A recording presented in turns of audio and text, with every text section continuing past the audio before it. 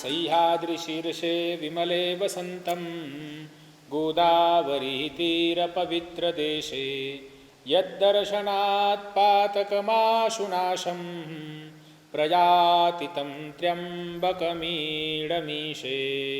श्रीत्र्यंबकेश्वर भगवान की जय।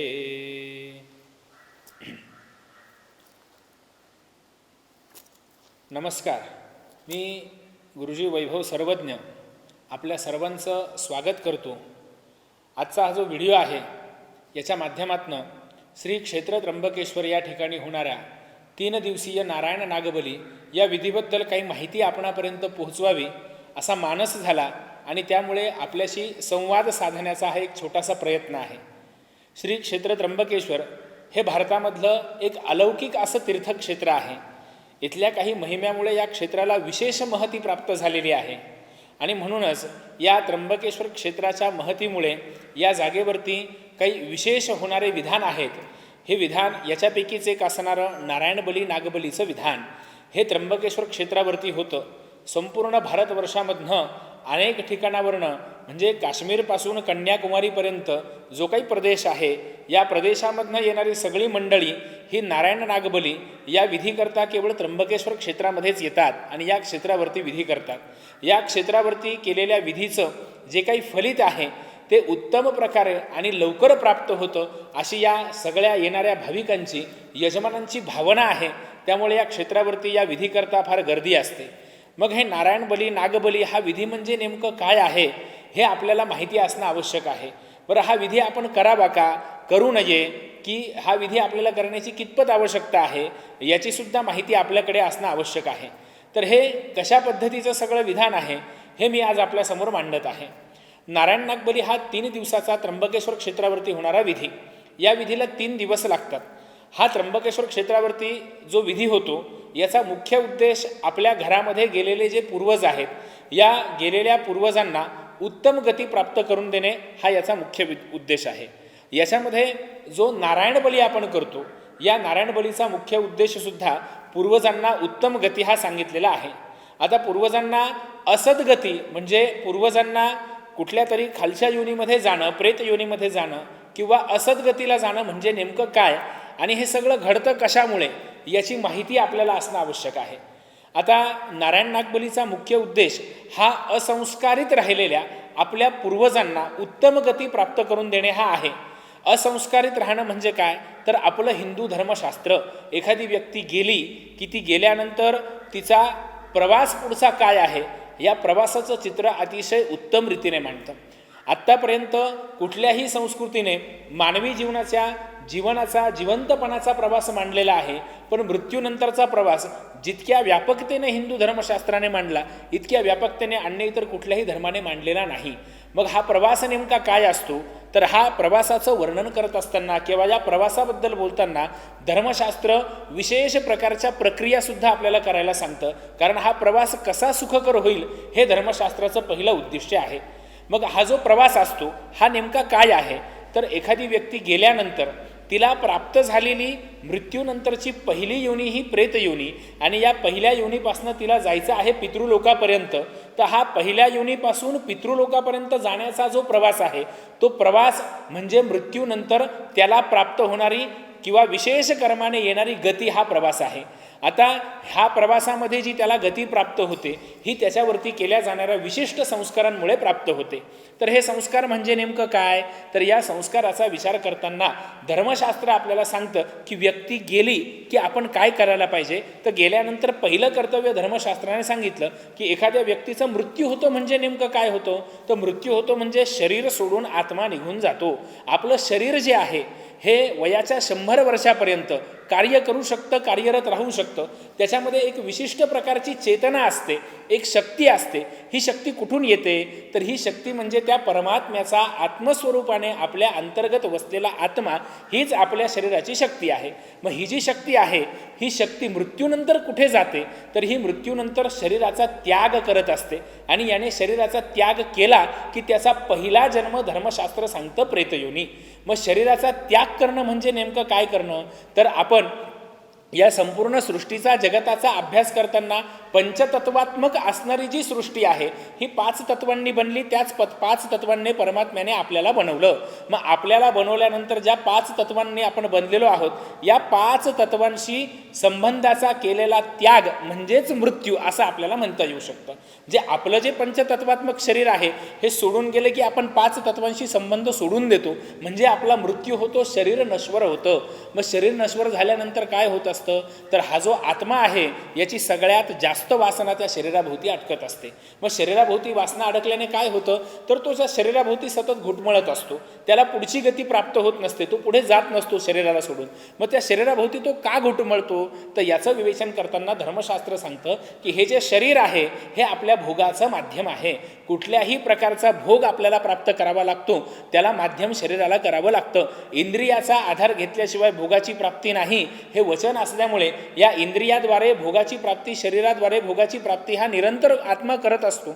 मग असा आत्मा ज्यावेळेला शरीर सोडतो त्यावेळेला तो या भोगापासून परावृत्त होतो. परंतु हे माझं शरीर आहे, मी पुन्हा याच्यामध्ये प्रवेश करेन, पुन्हा हे मला मिळणार आहे या अपेक्षेने तो शरीराभोवती तसाच घुटमळत राहतो. म्हणून त्या शरीरापासून त्याची निवृत्ती व्हावी, शरीराबद्दलची असणारी त्याची वासना संपावी हे मुख्य लक्षण असल्या कारणाने हिंदू धर्मशास्त्र सांगतं की कुठलीही व्यक्ती गेली की प्रथमतः तिचं शरीर जे आहे हे 5 तत्वापैकी कुठल्या तरी एका तत्वामध्ये विलीन होणं अपेक्षित आहे. म्हणून आपल्या धर्माप्रमाणे, हिंदू धर्माप्रमाणे गेलेल्या व्यक्तीचं शरीर दहन करणे म्हणजे अग्नी तत्वाला शरीर देणे ही पहिली प्रक्रिया सांगितली. आता अग्नी तत्वाला शरीर दिल्यानंतर त्याचा पुढचा प्रवास काय आहे तर अग्नी तत्वाला शरीर दिल्यानंतर पुढे त्याला जे जायचं असतं ते जायचं असतं पितृलोकामध्ये. हा पितृलोक हे त्याचं पहिलं स्टेशन झालं. म्हणजे गेल्यानंतर त्याला पहिल्यांदा कुठे पोहोचायचं आहे तर त्याचं पहिलं गंतव्य झालं पितृलोक. या पितृलोकापर्यंत त्याला जाण्याकरता जी मदत करावी लागते ती घराण्यातल्या पुढच्या कुलाला करावी लागते, घराण्यातल्या पुढच्या पारंपरिक कुलपद्धतीने येणाऱ्या संततीला करावी लागते. मग हे जे शरीर दहन केलं की त्याच्यानंतरची प्रक्रिया काय सांगते तर घरातल्या गेलेल्या व्यक्तीच्या मुलाने त्या व्यक्तीचं दशांत नावाचं श्राद्ध करणं अपेक्षित आहे. हे दशांत म्हणजे काय तर साध्या सरळ आणि सोप्या भाषेत सांगायचं झालं तर हा आपल्याकडे होणारा 10व्याचा विधी म्हणजे दशांत श्राद्ध. हे दशांत श्राद्ध झालं की 11व्या दिवशी एकादश अवयव नावाचं श्राद्ध सांगितलं. हे श्राद्ध कशा करता तर हे श्राद्ध त्या व्यक्तीने शरीराचा त्याग केला. आता त्या आत्म्याकडे शरीर नाही, त्याला जायचं आहे पितृलोकाकडे. तर पितृलोकाकडे जाण्याचा जो प्रवास आहे या प्रवासामध्ये त्याला शरीराची अपेक्षा आहे. मग हे शरीर त्याला कुठून प्राप्त होणार तर एकादशाला 11व्या दिवशी केला जाणारा 11व्याचा जो विधी आहे तो 11व्याचा विधी म्हणजे एकादश अवयव श्राद्ध. आणि याच्यामध्ये काही विशिष्ट पिंडदान केली की त्याला हाताची, पायाची, नाकाची, मुखाची, आपल्या श्रोत्राची, आपल्या चक्षूंची उत्पत्ती व्हावी, याची निष्पत्ती व्हावी. या प्रत्येक अवयवाच्या निष्पत्ती करता हे विशिष्ट पिंडदान करून एकादश अवयव श्राद्ध केलं जातं. हे एकादश अवयव श्राद्ध झालं की मग 12व्या दिवशीचा जो विधी असतो हा सध्याच्या कालानुसार 12व्याला केला जाणारा विधी हा सपिंड श्राद्धाचा विधी. हे सपिंड श्राद्ध म्हणजे प्रेतमुक्ती श्राद्ध. गेलेल्या व्यक्तीची प्रेतयुनीतनं मुक्ती होऊन त्याला पुढच्या पितृलोकाच्या प्रवासाला जाण्याकरताचा प्रवास जो आहे तो सुखकर होण्याकरता केलं जाणारं श्राद्ध म्हणजे सपिंड श्राद्ध. या सपिंड श्राद्धाला आपल्या भारतामध्ये प्रचलित असणाऱ्या काही भागांपासून वेगवेगळी नावं प्राप्त झालेली आहेत. काही ठिकाणी या श्राद्धाला मेलन श्राद्ध असं म्हटलं जातं. या मेलन श्राद्धाचा अर्थ असा होतो की त्या व्यक्तीची प्रेतत्वातनं मुक्ती होऊन आपल्या पितरांमध्ये त्याचं मिलन करणे म्हणजे मेलन श्राद्ध. हे 12व्या दिवशी केलं जाणारं श्राद्ध. आता हे 12व्या दिवशीचं श्राद्ध आटोपलं की इथून पुढे त्या आत्म्याचा पूर्ण वर्षभराचा प्रवास सांगितला. प्रत्येक महिन्याला त्याच्याकरता एक मासिक श्राद्ध सांगितलं. हे जे मासिक श्राद्ध आपण करतो हे कशा करता करतो तर मासिक श्राद्ध म्हणजे जी गेलेली व्यक्ती आहे तिचा त्या गेल्यापासून सपिंड श्राद्धापासून तर पितृलोकापर्यंत पोहोचण्याचा जो प्रवास आहे या 1 वर्षाच्या प्रवासामध्ये ज्या ज्या वेळेला ती विश्रामाला थांबते तो विश्रामाचा काल म्हणजे मासिक श्राद्धाचा दिवस. मग त्या दिवशी ती व्यक्ती विश्रामाला थांबली की तिला आपल्याकडनं अन्न पोहोचावं, त्यानंतर उदक पोहोचावं, अन्न पाण्याच्या पूर्तीकरता तिला त्या विश्रामामध्ये अन्न पाणी पुरवण्याकरता मासिक श्राद्धाची व्यवस्था धर्मशास्त्राने केलेली आहे. व हे जे मासिक श्राद्ध आहेत हे 12 महिन्याला करायचे मासिक श्राद्ध आहेत. परंतु सध्या प्रचलित परिस्थितीनुसार किंवा प्रचलित प्रथेनुसार ही मासिक श्राद्ध प्रत्येक ठिकाणी महिन्याला वेगवेगळी करता येणं शक्य राहिलेलं नाही. अनेक अडचणी असतात, व्यवसायाची अडचण आहे, नोकरीची अडचण आहे, यामुळे प्रत्येक ठिकाणी ही मासिक श्राद्ध त्या त्या वेळेला होतीलच असं नाही. मग असं होत नसल्यामुळे सध्या प्रचलित प्रथा अशी आहे की ही व्यक्ती गेली की तिच्या 12व्या दिवशी आपण सपिंड श्राद्ध करतो, त्याच दिवशी ही सगळी श्राद्ध उरकून घेतली जातात. आणि ही श्राद्ध उरकून घेतली की ती व्यक्ती पितृलोकाच्या प्रवासाला निघते. आणि तो 12 महिन्याचा प्रवास पूर्ण केल्यानंतर 1 वर्षानंतर त्याची अब्धपूर्ती होत असते. म्हणजे तो त्यावेळेला पितृलोकात पोहोचतो आणि तो दिवस असतो त्याचा प्रथम पुण्यस्मरणाचा दिवस. म्हणजे त्या दिवशी आपण करत असणारं प्रथम सांवत्सरिक श्राद्ध, म्हणजे त्याला मराठीमध्ये वर्षश्राद्ध असं आपण म्हणतो. या वर्षश्राद्धापर्यंत ही सगळी क्रिया आपण पार पाडली की ती व्यक्ती पितृलोकात पोहोचली असं निश्चित होत असतं. म्हणजे पितृलोकात पोहोचेपर्यंत त्या व्यक्तीला कोणतीही गती प्राप्त झालेली नसते. म्हणून या स्थितीला असद्गती असं नाव देण्यात आलेलं आहे. धर्मशास्त्र याला असद्गती म्हणजे कुठल्याही गतीला न गेलेला प्रेतात्मा असं संबोधलं गेलेलं आहे. मग ही जी असद्गती असते ही कुठल्याही प्रवासाची पूर्तता करत नाही. म्हणून वर्षश्राद्धापर्यंतची सगळी कर्म करणं अपेक्षित असतं. आता या वर्षश्राद्धापर्यंतची सगळी कर्म केली की ती व्यक्ती पितृलोकात पोहोचते. तिथूनही पुढे तिचा प्रवास आहे. तिच्या कर्मानुसार तिला कोणती योनी प्राप्त होणार, किंवा ती ब्रह्मलोकात जाणार का, किंवा ती विष्णूंकडे वैकुंठात जाणार का, किंवा त्याला स्वर्गाची प्राप्ती होणार आहे का, किंवा त्याला नरकाची प्राप्ती होणार आहे का, या सगळ्याचा विचार तिथून पुढचा झाला. आणि या सगळ्यामागे त्या व्यक्तीने त्याच्या आयुष्यामध्ये केलेल्या कर्मविपाकाचा विचार झाला. त्याने जर कर्म केले असतील तर त्यानुसार त्याला तिथीगती प्राप्त होईल, त्याच्याशी आपला संबंध उरत नाही. परंतु पितृलोकापर्यंत त्याच्या हाताच्या बोटाला धरून नेऊन पोहोचवणं मात्र आपलं कर्तव्य आहे. आणि हे कर्तव्य जर आपल्याकडनं झालं नाही तर ती व्यक्ती असद्गतीला राहते. आणि अशा असद्गतीला राहिलेल्या व्यक्तीला पुन्हा त्या पितृलोकाची प्राप्ती करून देण्याकरता असंस्कारित राहिलेल्या, म्हणजे अग्निदहनापासून ते वर्षश्राद्धापर्यंत ज्या ज्या संस्काराचा प्रवास मी आपणासमोर मांडला, हे संस्कार जर कोणावरती व्यवस्थितरित्या झाले नाही तर अशी व्यक्ती असद्गतीला राहते. आणि अशा असद्गतीला राहिलेल्या व्यक्तीला पुन्हा त्या सद्गतीला नेण्याचं माध्यम म्हणजे नारायण बली आणि नागबलीचा विधी हा त्र्यंबकेश्वरला आपण करतो. आता या नारायण बली नागबलीच्या विधीमध्ये जे प्रथम दिवसाचं कार्य आहे ते नारायण बलीचं श्राद्ध. नारायण बलीचं कर्म करून पंचदेवतेचं पूजन आपण करत असतो. ब्रह्मा, विष्णू, महेश, यम आणि प्रेत या पंचदेवतेंचं पूजन करून, या पंचदेवतेंचं पूजन झालं की त्यानंतर आपण एक पालाश विधी नावाचा विधी केला जातो. धर्मशास्त्राने असं सांगितलं की ज्यांच्या कोणाला संस्काराकरता ज्या व्यक्तीचं शरीर मिळालं नाही तर त्या व्यक्तीच्या करता पालाश नावाचं विधान करावं लागतं. पळसाच्या काड्यांनी काही पुतळ्याची निर्मिती करून तो कणकेचा पुतळा बनवून काश्यप गोत्राचं नाव त्याला देऊन आणि नारायण असं नाव त्याला भगवंताचं समर्पित करून, हा आपल्या पूर्वी कोणीतरी गेलेल्या व्यक्तींपैकी आहे की ज्याचं शरीर प्राप्त झालेलं नाही, जे कोणी असतील त्यांनी या नारायणाच्या पुतळ्याच्या माध्यमाने देण्यात येणाऱ्या अग्निसंस्काराची प्राप्ती करून घ्यावी, ही अपेक्षा या ठिकाणी या विधीमध्ये केली जाते. त्याचं नाव पालाश विधी आहे. मग आपल्या घरामध्ये कोणी अशी व्यक्ती गेलेली आहे का, तर आपल्याला फार फार 3 पिढ्यांपर्यंत आठवू शकतं. आपल्या घरामध्ये वडील, आजोबा, पणजोबा यांच्यावरती तर सगळे संस्कार झालेले आहेत, अशी कुठे घटना घडलेली नाही असं आपल्या निश्चित लक्षात येत असतं. परंतु 3ऱ्या पिढीच्या पुढे आपल्याला काहीही आठवत नाही. बरं, इथे संबंध केवळ आपल्याच कुळाचा आहे का, तर नाही. गेलेल्या पूर्वजांमध्ये संबंध येत असतो तो आपल्या कुळाचा, आपल्या पत्नीकडच्या कुळाचा आणि आपल्या मातुल घराण्याचा, म्हणजे जे आपल्या आईचं माहेर आहे, मामाचं कुळ आहे, त्या कुळाचाही संबंध या ठिकाणी येत असतो. मग अशा या 3ही कुलांमध्ये जर कोणी अतृप्त असद्गतीच्या अवस्थेला असेल आणि त्यांच्यावरती जर ही संस्काराची प्राप्ती त्यांना झाली नसेल तर ते असंस्कारामुळे आलेलं प्रेतत्व किंवा संस्कारहीनतेमुळे आलेली असद्गती असं निश्चित होत असतं. मग याची पूर्ती करण्याकरता हा पालाश विधी होतो. पालाश विधी म्हणजे पहिल्या दिवशी अग्निदहन ज्यांचं राहिलं, समजा आपल्या घरामध्ये, आपल्या कुलामध्ये एखादी व्यक्ती जर घरातनं बाहेर गेली आणि परत आलीच नाही, ती हरवली असं जर झालं तर याला काय करावं, तर याला शास्त्र असं सांगतं एक तपपूर्ती होईपर्यंत, म्हणजे 12 वर्षापर्यंत त्याची वाट बघावी आणि 12व्या वर्षानंतर त्याच्याकरता असलेली सगळी उत्तर क्रिया आपण करून आपल्या कर्तव्यातनं आपण मोकळं व्हावं असं शास्त्र सांगतं.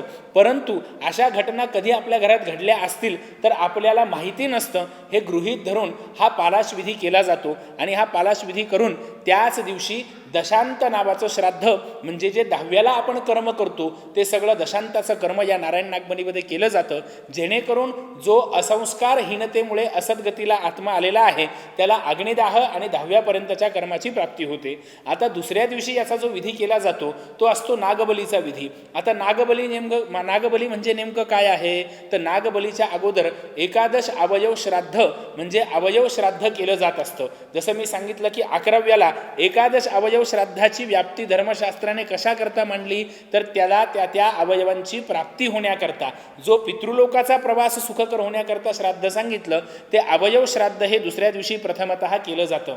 त्यानंतर जे दुसरं श्राद्ध असतं ते सपिंड नावाचं श्राद्ध, त्याची प्रेतत्वातनं मुक्ती व्हावी, प्रेतमुक्ती व्हावी, त्याचं मिलन आपल्या पितरांमध्ये व्हावं, मेलन आपल्या पितरांमध्ये त्याला गती प्राप्त व्हावी याकरता म्हणून दुसऱ्या दिवशी सपिंड नावाचं श्राद्ध होत असतं. आणि सपिंड श्राद्ध झालं की मग नारायण बलीचा विधी आणि पालाश विधी हा परिपूर्ण झाला.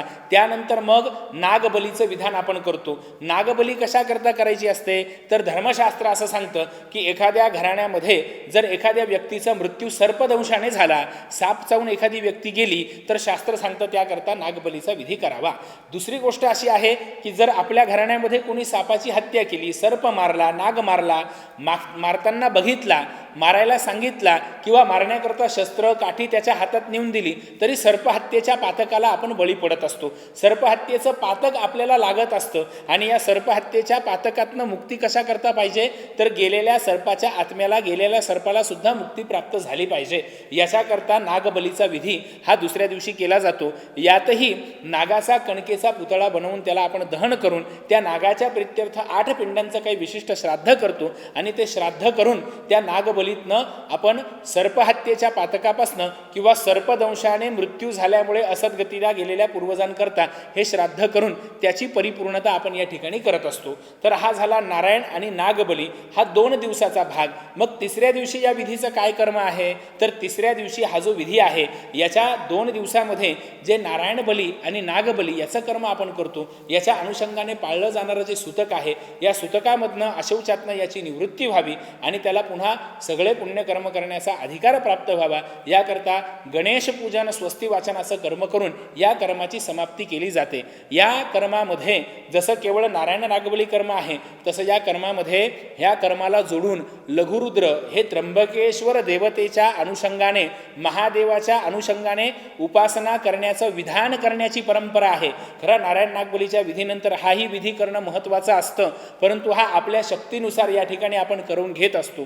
तर या पद्धतीने हे नारायण नागबलीचं विधान हे 3 दिवसाचं त्र्यंबकेश्वरला होत असतं. आता हे विधान करण्याची आपल्याला गरज आहे का किंवा आपल्याला गरज नाही हे कसं ओळखायचं, तर हे ओळखण्याकरता सुद्धा काही माध्यमं आपल्याला सांगितलेली आहेत. घरामध्ये जर काहींचा असंस्कार झालेला आहे असं जर आपल्याला लक्षात आलं तर ते असंस्कारतेचं लक्षण घेऊनही हा विधी करता येतो. किंवा जन्मकुंडलीमध्ये आपल्या जन्मपत्रिकेमध्ये काही विशिष्ट ग्रहस्थिती ज्या दशमस्थानाशी संबंधित उत्पन्न होत असतात, 2 पितृस्थान पत्रिकेमध्ये आहेत, 2 ठिकाणच्या पितरांचा विचार पत्रिकेनुसार करता येतो. पहिलं दशमस्थान हे आपलं पितृकारक स्थान आहे, पितृस्थान आहे, वडिलांच्या सुखाचं स्थान आहे. या स्थानावरनं आपल्या वडिलांच्या कुळाकडच्या पूर्वजांचा विचार होतो आणि चतुर्थ स्थानावरनं आपल्या आईकडच्या कुळांच्या पूर्वजांचा विचार होत असतो. मग या 2ही स्थानांमधनं काही विशिष्ट ग्रहयोग निर्माण झाले, काही शापित युती झाल्या, अशुभ ग्रहांची दृष्टी या ठिकाणी आली, पितृसुखाला बाधक असे काही योग त्या ठिकाणी निर्माण झाले तर हा विधी आपल्याला करणं आवश्यक आहे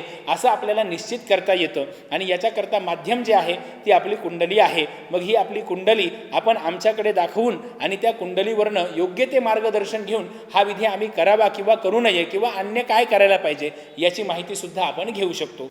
आपण हे सगळे विधी श्री क्षेत्र त्र्यंबकेश्वर या ठिकाणी करण्याकरता आमच्याशी संपर्क साधू शकता. खाली स्क्रीनवरती माझा ॲड्रेस दिलेला आहे, फोन नंबर दिलेला आहे, याच्यावरती संपर्क करून या सगळ्या विधींची परिपूर्ण माहिती आपण आमच्याकडनं घ्या किंवा आपली जन्मकुंडली जी आहे ती विस्तृत विवेचना करता या संपर्क नंबरवरती संपर्क साधून कशा पद्धतीने करता येईल याची माहिती घ्या आणि हे सगळे विधी करण्याकरता आणि इथल्या परिपूर्ण माहितीकरता आमच्याशी संपर्क करा. धन्यवाद.